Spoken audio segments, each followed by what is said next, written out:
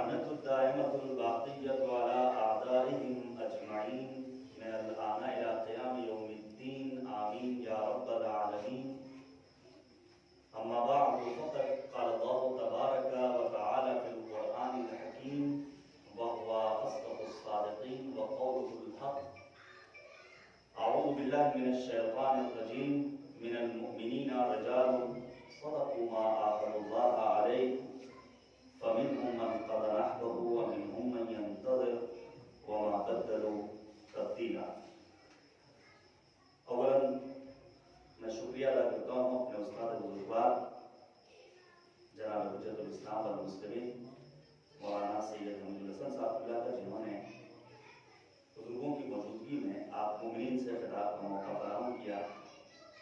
رب کریم کی بارگاہ میں دعا ہے خدایا ان علماء اور شہداء کی زندگی سے درس حیات لینے کی توفیق کرامت فرما اور ہم سب کو ایک سمجھدار بابصیرت دیندار بننے کی توفیق عنایت فرما. مختصر وقت میں دو تین باتوں کی جانب اشارہ کرنا چاہتا ہوں.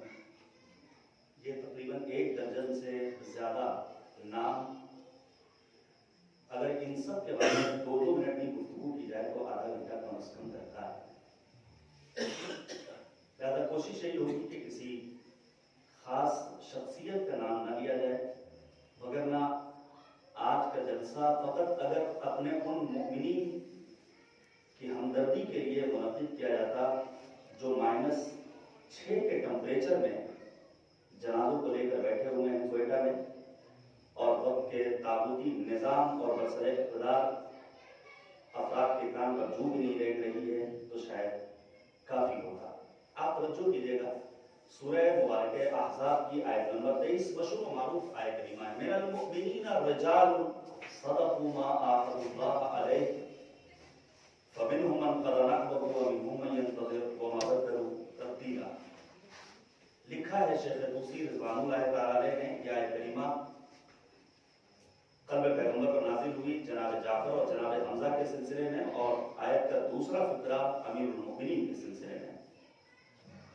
مفسرین نے لکھا ہے کہ نبی اعظم نے شہداء احد کی قبروں پر پہنچنے کے بعد اسی آیت کریمہ کی تلاوت کی تھی. سورہ مبارکہ احزاب کی آیت نمبر 23. من المؤمنین رجال صدقوا ما عاهدوا الله علیہ فمنهم من قضى نحبه ومنهم من ينتظر وما بدلوا تبدیلا. حد یہ ہے مظلوم کربلا امام حسین مدینے سے نکلنے سے لے کر کے شہادت کے قبر تک متعدد مقامات پر اپنے خطبوں کے دوران شہداء کی خبر شہادت کو سننے کے بعد اسی آیت کریمہ کی تلاوت کرتے ہیں. من المؤمنین رجال صدقوا ما عاهدوا الله علیہ. جناب مسلم ابن اوسجہ کی خبر شہادت کے لیے فرزند رسول نے فوراً فرمایا رحمک اللہ یا مسلم، خدا کی رحمتیں تمہارے شامل حال ہیں. اور پھر من المؤمنین رجال صدقوا ما عاهدوا الله علیہ فمنهم من قضى نحبه ومنهم من ينتظر وما بدلوا تبدیلا. یہ شہداء، یہ علماء اپنے مالک سے کیے گئے وعدے کو پورا کر چکے ہیں. اب نوبت ہماری اور آپ کی ہے. ہماری ذمہ داریاں سنگین ہیں. آپ توجہ کیجیے گا، انسان کو پروردگار نے حیات طیبہ کا مالک بنایا، لیکن کب؟ جو قرآن کریم میں پروردگار نے سورہ نحل میں ارشاد فرمایا کہ ہم صاحبان ایمان کو جو عمل صالح بجانے والے ہیں حیات طیبہ کا مالک بناتے ہیں. حیات طیبہ کا مالک بننے کے لیے پہلی شرط ہے کہ انسان اپنے آپ کو زیور علم سے آراستہ کرے. چونکہ یہ جامعۃ المصطفیٰ الامامیہ اور جامعہ ام الزہرا کے بینر تلے پروگرام ہو رہا ہے، اس لیے میں علم کے سلسلے میں کچھ باتیں. آج قوم کی ایک اچھی تعداد علم کی جانب متوجہ ہوئی. ہمارے بزرگوں نے، والدین نے اپنے بچوں کو تعلیمی اداروں میں بھیجا. البتہ مدارس خالی ہیں، لوگ اس جانب شاید متوجہ نہیں ہیں. نتیجہ یہ ہے کہ ہمارے یہاں نئے طلاب منظر عام پر نہیں آ رہے. ہاں، نظامت کرنے والے ناظم آپ کو مل جائیں گے، فیس بک کی شاعری کرنے والے شعراء ماشاء اللہ تعداد میں کوئی کمی نہیں. آپ توجہ پڑھیے آپ قرآن مجید 6,500 سے زیادہ آیتوں میں پروردگار عالم نے 779 مرتبہ کلمہ علم کو استعمال کیا ہے. نماز کا اتنا تذکرہ نہیں ہے, روزے کا اتنا تذکرہ نہیں, واجبات دینیہ کا اتنا تذکرہ نہیں, لیکن علم, عالم, علیم جیسے کلمات تقریباً 800 مقامات پر پروردگار عالم نے استعمال کیا. یہاں تک کہ ابتدائی آیات نازل ہوئی تو علم کے سلسلے میں نبی اعظم نے اپنی بعثت کا ہدف بھی بتایا, تو بعثت بین الجہالتین, میں 2 جہالتوں کے درمیان مبعوث بے رسالت ہوا. ایام عزائے فاطمی کی آمد ہے, حق کو حقیقت کا انکار کر دیں. اتحاد کا مطلب یہ ہرگز نہیں. پہلی جہالت بیٹیوں کو زندہ پیوند خار کر دینا, جانوروں سے محبت, انسانوں سے دشمنی, شراب نوشی, جوا کھیلنا, یہ وہ جہالتیں تھی جسے ختم کیا ہے پیغمبر خاتم نے. اپنی بیٹی صدیقہ طاہرہ کا احترام کیا. دوسری جہالت جسے آج تک مسلمان بھگت رہا ہے, وہ جہالت کون سی ہے؟ نبی اعظم کی رحلت کے بعد مسلمانوں نے غدیر کے پیغام کو فراموش کر دیا. صلوات دیجیے گا محمد بولنے کی ایک اور اس سے بہتر صلوات دیجیے.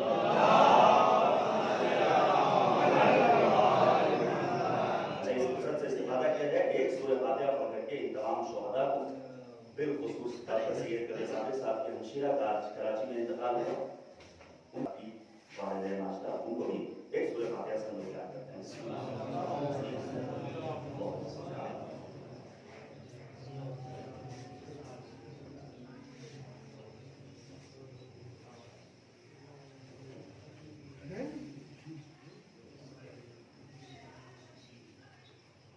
تو علم حاصل کرنا ہے, البتہ صرف ڈگریوں کی حد تک نہیں.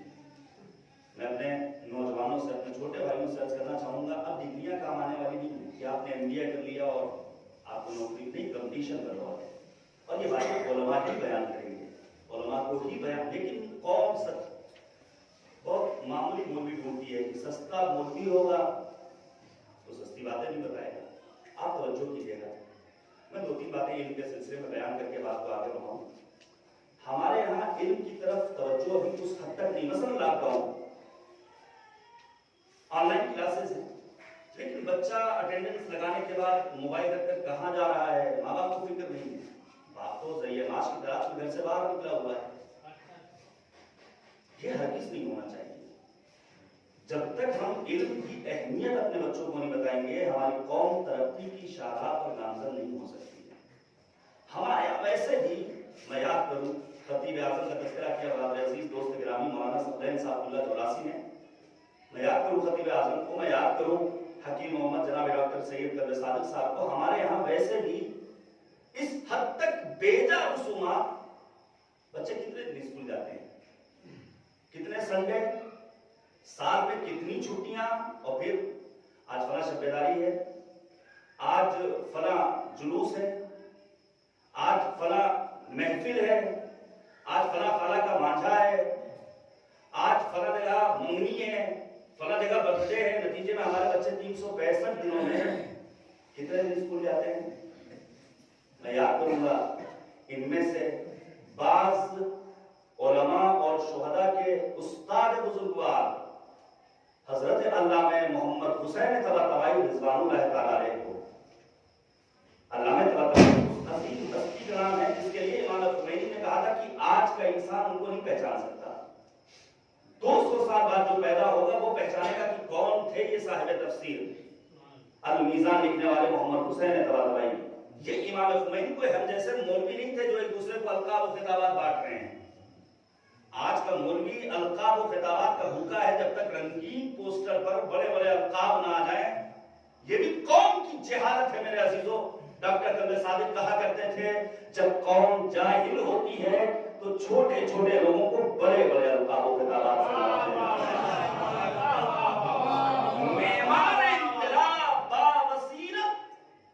مرجع تقلید حضرت آیت اللہ روح اللہ موسوی خمینی کہہ رہے ہیں. کیوں؟ لکھا ہے علماء نے, علامہ طباطبائی 12 برس حوض علمیہ نجف اشرف میں رہے. یہ آخری نام حضرت آیت اللہ مصباح ازدی بہت قریب سے دیکھا ہے. تنزیل مکاتبی تشریف لائے سن 2003 میں. پھر حوض علمیہ قم میں ان کی خدمت میں پہنچنے کا موقع ملا. علامہ طباطبائی آقا مصباح کے بھی استاد. اور اس عظیم شخصیت کے بارے میں دیکھیں، جب علم انسان کے پاس ہوتا ہے تو دوسرے اس کے استاد اس کی قدر کرتے ہیں. علامہ طباطبائی نے اپنے شاگرد کے بارے میں کہا تھا، میرے شاگردوں میں مصباح کی مثال پھلوں میں انجیر جیسی ہے. اور آپ نے سوشل میڈیا پر یہ جملہ، انجیر میں کوئی چیز ایسی نہیں ہوتی جو ضائع کی جائے جسے پھینکا جائے، نہ گٹھلی ہے نہ کوئی ایسا اس میں ریشہ ہے جسے ضائع کیا جائے. مصباح اس عظیم علمی ہستی کا نام. علامہ طباطبائی 12 برس حوض علمیہ نجف اشرف میں. ان 12 برسوں میں علامہ طباطبائی نے فقط 12 چھٹیاں کی ہیں، روز عاشورہ بس. تب جا کر انہوں نے تفسیر المیزان لکھی. عزیزان گرامی، علم کی جانب ہمیں اپنے آپ کو آگے بڑھانا ہوگا. بغیر علم کے، بغیر قرآنی تعلیم کے. مجھے اچھا لگا برادر عزیز نے نہایت نفیس انداز سے سورہ حمد کی تلاوت کی. کاش ہماری ہر مذہبی بزم کا آغاز تلاوت کلام پاک سے ہونے لگے تو ہمارا گھر بھی قرآنی ماحول جیسا ہو جائے اور ہمارا سماج بھی قرآنی بن جائے. عزیزان گرامی، پڑھیے آپ، بے شمار باتیں میں چھوڑ رہا ہوں. آپ جناب یوسف کی زندگی کا مطالعہ کیجئے. جناب یوسف کے بھائیوں نے اگر آپ کو باپ سے جدا کیا تو یہ ان کی جہالت کا نتیجہ. جناب موسیٰ جب واپس آتے ہیں، قوم کو گوسالہ پرست دیکھتے ہیں تو آواز دیتے ہیں کہ انکم قوم تجہلون، یہ تمہاری جہالت ہے کہ تم نے خدا پرستی سے خود کو دور کیا اور گوسالہ پرستی کی طرف تم پہنچ گئے. عزیزان گرامی، میں پھر یاد کروں گا جناب ڈاکٹر سید قلب صادق صاحب اللہ اعلی اللہ مقامہ کو. انہوں نے کہا تھا کہ قوم بنتی بھی ممبروں سے ہے، قوم بگڑتی بھی ممبروں سے، اور بگڑی قوم کے بننے کا واحد پلیٹ فارم یہی ممبر. اسے ہاتھ سے مت جانے دیجیے. یہ 1 گھنٹہ جو خطیب ممبر پر آ کر کے مطالب کو بیان، آپ وصیت پڑھیے ڈاکٹر صاحب کی. اگر اچھا خطیب نہ ملے جو آیات و روایات اور سیرت معصومین پر مشتمل گفتگو کر سکے تو آپ میرانیز کے مرثیے پڑھوا دیجیے، لیکن الٹے سیدھے خطیب کو دعوت سخن مت دیجیے. عزیزان گرامی، میں گزارش کروں گا آپ پڑھیے حزب اللہ لبنان کی تاریخ کو. یہ حزب اللہ علماء کی جانفشانیوں کا نتیجہ ہے. علامہ شرف الدین آملی رضوان اللہ تعالی علیہ کتابیں لکھی، اردو میں ترجمہ موجود ہے. جب انہوں نے دیکھا کہ کتابیں تو میں لکھ رہا ہوں، میں شیعت کو پریزنٹ کر رہا ہوں، لیکن ہمارے ملک کے جوان معمولی شعور رکھنے والے، کوئی حجام ہے، کوئی کلی ہے، کوئی جھاڑو لگا رہا ہے، سویپر ہے، تو انہوں نے فوراً ایک ٹیم تیار کی، رفاہی انجمنیں بنائی، ساتھ ہی ساتھ کالجز بنائے. نتیجہ کیا ہوا؟ آج حزب اللہ لبنان کا نام آفتاب عالمتاب بن کر افق عالم پر چمک بھی رہا ہے، دمک بھی رہا ہے. اور رب کریم کی بارگاہ میں یہی دعا کروں گا، خدایا سید مقابلت سید حسن نصر اللہ کو دشمنوں کے شر سے محفوظ رکھیں. آپ توجہ دیجیے گا میرے عزیزوں، علم کے بغیر انسان منزل کمال تک نہیں پہنچ سکتا. یہ جو ہستیاں ہیں، حتیٰ جو شہداء ہیں، یہ مجتہد کے گریڈ کے عالم تھے، یہ فقیہ تھے. میں آپ کے سامنے بیان کروں، بے شمار باتیں ہیں. الا ماشاءاللہ شہید قاسم سلیمانی، آپ ان کی فداکاری کے قصے سنتے رہتے ہیں. کتابیں لکھی گئی ہیں، کتابیں لکھی جا رہی ہیں. تو ہندی میں بھی کتاب آ گئی، برادر عزیز مولانا محمد مہدی صاحب نے لکھی، دلوں کا سردار، ترجمہ کیا ہے. آپ اسے لیجیے، اس کا کوئی ہدیہ بھی نہیں ہے، وہ فری میں ہے، منگائیے اس کو لکھنؤ سے، پڑھیے. شہید قاسم سلیمانی، سوچیے کتنی مصروف ہستی. مجھے ان کا زندگی نامہ نہیں بیان کرنا ہے، مصروف ترین زندگی. ہم اور آپ قرآن سے دوری بنائے ہوئے، بڑا ٹائٹ شیڈول ہے، بڑی بزی لائف ہے، قرآن نہیں کھولتے. پہلے تو انتظار ہوتا تھا کہ کوئی رخصت ہو تو قرآن خوانی کا ایک سلسلہ ہو. اب تو پیشخانی نے قرآن خوانی کی جگہ لے لی، تو قرآن ہی ماہ رمضان میں غرافوں سے نکلے گا، وہ بھی حسب توفیق. عزیزان گرامی، قاسم سلیمانی پہنچتے ہیں شہداء کے سلسلے میں. مجلس کا اہتمام ہے، قرآن خوانی ہو رہی ہے، تمام حاضرین قرآن کریم کی آیتوں کو دیکھ کر پڑھ رہے ہیں، لیکن قاسم سلیمانی ہاتھ میں قرآن نہیں لیے ہوئے ہیں، قرآن کی تلاوت کر رہے ہیں۔ اتنی مصروف زندگی میں بھی قرآن مجید کو حفظ کر لینا یہ کمال ہے شہید قاسم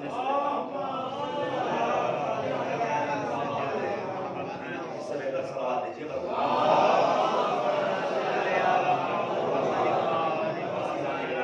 یہی حال میں تو یہ کہتا ہوں کہ امریکہ اور زوال شروع ہو چکا ہے۔ گزشتہ شب کی آپ نے وہ تصاویر دیکھی ہیں، ابھی 1 سال کا عرصہ نہیں گزرا تھا، یہ وقت کا تابوت، یہ ظالم و جابر و سفاک ڈونلڈ ٹرمپ اس حد تک رسوا ہوا کہ ظاہری طور پر شکست سے دوچار ہوا، اور ابھی تو مزید ناکامیاں نصیب ہونے والی ہیں، کوئی اس کے چہرے پر تھوکنے والا نصیب نہیں ہوگا۔ عزیزان گرامی آپ توجہ کیجئے گا، ایسی یہ سوچ رہے تھے کہ ہم نے قاسم سلیمانی کو 3 جنوری کو رات کی تاریکی میں خاموشی سے قتل کر دیا، شہید ابو مہدی المحدث شہید ہو گئے، کام تمام۔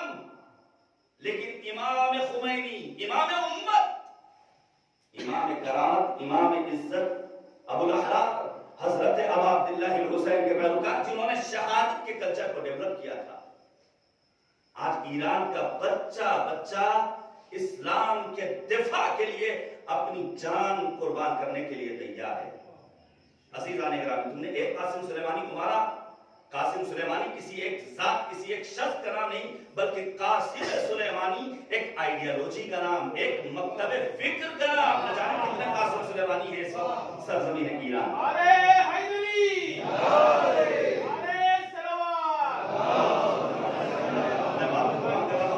میں چاہتا ہوں اپنے استاد بزرگوار جناب مولانا سید مشاہد عالم صاحب اللہ ہلوری سے بھرپور استفادہ کیا ہے، بے شمار باتیں۔ میں نے سوچا تھا کہ شہید صدر کے سلسلے میں کچھ باتیں بولوں گا، میں آخری بات کر رہا ہوں، انشاءاللہ کبھی توفیق رہی تو مفصل آپ کے سامنے گفتگو کی جائے گی۔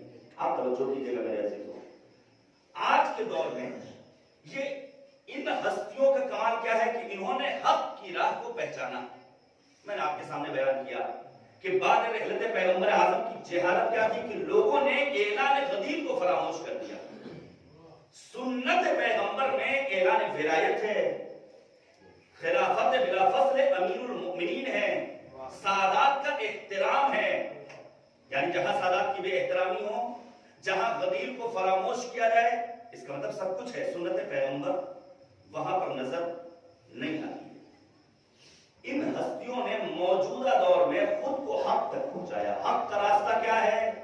وہی ولایت فقیہ کا راستہ، لیکن مرجعیت کے خلاف۔